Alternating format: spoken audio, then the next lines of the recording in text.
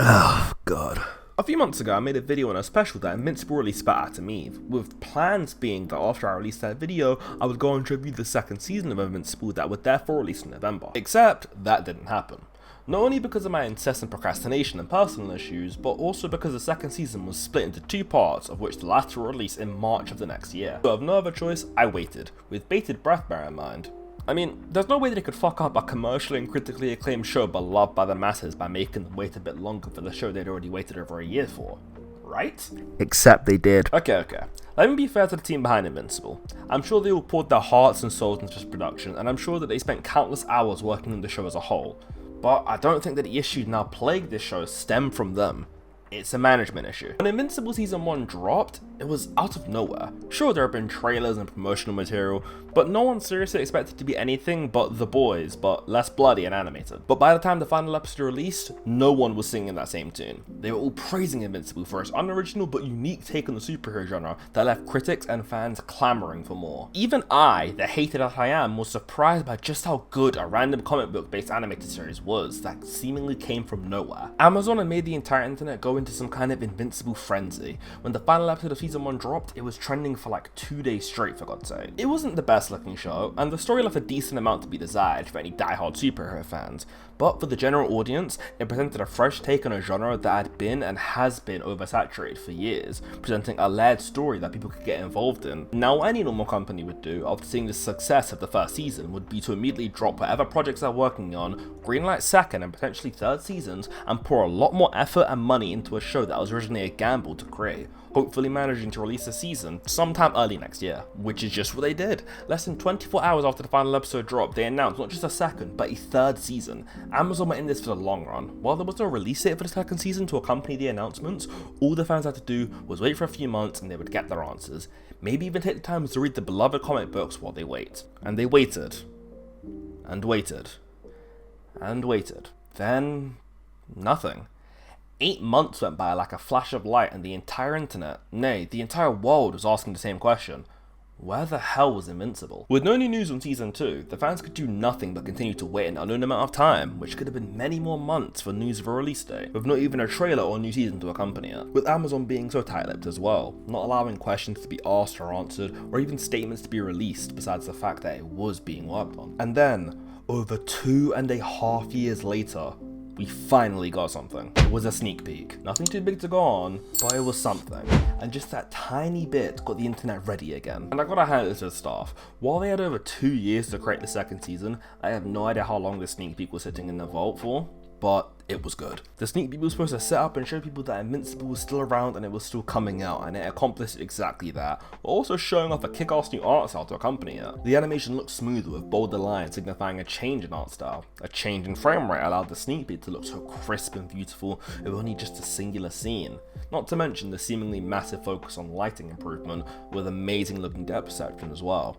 This is what the internet had been waiting for, and it felt deserved. It felt worth it. Suddenly, all of those years didn't matter, and they had flown by like nothing, and everyone was ready to tune back in to the new and improved Invincible in late 2023. October rolls around and we get our first look at a trailer. And the trailer, while it looks good, fails to capture the same fantastic animation from the sneak peek, or even the Adam Eve special. But the animation does still look better than the first season by a decent amount, with a couple of characters being designed a bit differently to my own personal enjoyment, such as Mark now having stress lines to obviously show what he's going through in the second season. There was some backlash to the trailer due to the sudden drop in promised quality, but enough people favoured it for the show to continue onward with how it looked. It wasn't what we had hoped for, but at least it was something, with fans now just waiting for the season itself, and with its release, let's just say, it disappointed people. After waiting a considerable amount of time for the show to release, fans expected bigger and bolder animation choices, a better and more dynamic story, and hopefully a longer season which could lead into a shorter wait for Season 3. And with the first 4 episodes, the show was actually really good. A return to form is the phrase I'd use for it, with episode 4 especially being a standout in the entire series as a whole. But a return to form wasn't enough, with Robert Kirkman announcing a mid-season break for the entire show, halting the progress and postponing the rest of Season 2 all the way until March of next year. A lot of fans just gave up. Imagine waiting 2.5 years for a show that you love to come back with the second season that was on par with the first season, with no noticeable upticks in quality bar maybe 2 portions of 1 episode. And just for them to be put on hiatus and you told to wait another 4 months for the next half of your season that you'd been promised all those months ago. you'd be pissed. But pissed isn't what the fans were. Understandably, the fans were upset, and more importantly, they were let down. I personally felt irritated by the fact that I let myself wait 2 years for an arguably worse product, especially considering the time that should have been spent on it in the first place. Shows like Daredevil, or Game of Thrones, or even Jujutsu Kaisen can get away with long waits between seasons because of the quality increase thanks to the time spent, but with Invincible back from its hiatus with the same quality of episodes that I personally found lacking in a lot of areas, such as the voice acting for some characters and the slow-paced story, I find it hard to think that I'm now going to have to wait weeks for each episode to come out, and most likely be of the quality that I don't believe I should have waited as long as I did for. If season 2 had released and had stellar animation quality, leaps and bounds above the first season, as well as a better and longer story, then the wait for the season could have been justified.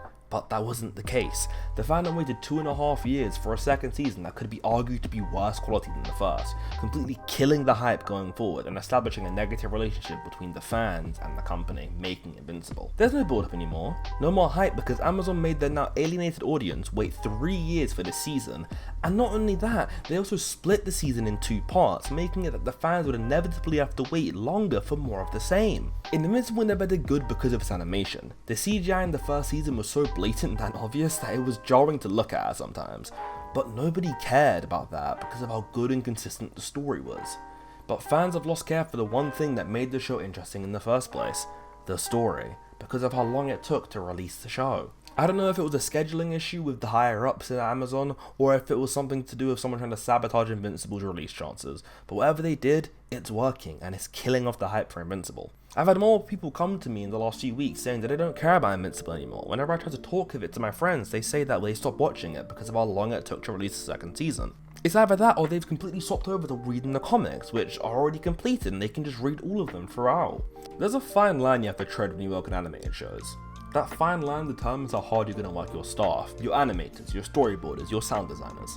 This goes for almost any product actually, and if you can't find enough balance to ensure that a quality product is produced while also allowing your staff enough time to rest and not be overworked, then you're doomed to fail from the start. And you've now made it so that the general audience doesn't care about your show in the first place. Now it's only just the Invincible fans and people looking for something to watch that want to watch something to do with superheroes. Which is bad because in most cases the general audience makes up about 70 to 80% of their own audience in any medium. So losing almost all of that completely kills off the hype for your show and basically ensures its downfall. And it's a really big shame because season 2 was meant to cover some really interesting and complex material that was handled superbly in the comics, but if they keep going on this trajectory, then even that rumoured spectacular Spider-Man collab won't be able to save them.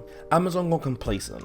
They thought that the Invincible hype would never be crushed because of the insatiable lust for this show. But if these recent weeks and potentially future ones prove anything, it's that it doesn't matter how long you wait for how good your TV show is, it will be overwhelmed by that crushing desire to watch it. And eventually, it'll collapse in on itself, in a bubble you won't be able to escape, taking the entire show down with it in the process. I love Invincible, man, I really do. It's one of my favourite comic books, and I really want nothing more than it for it to succeed.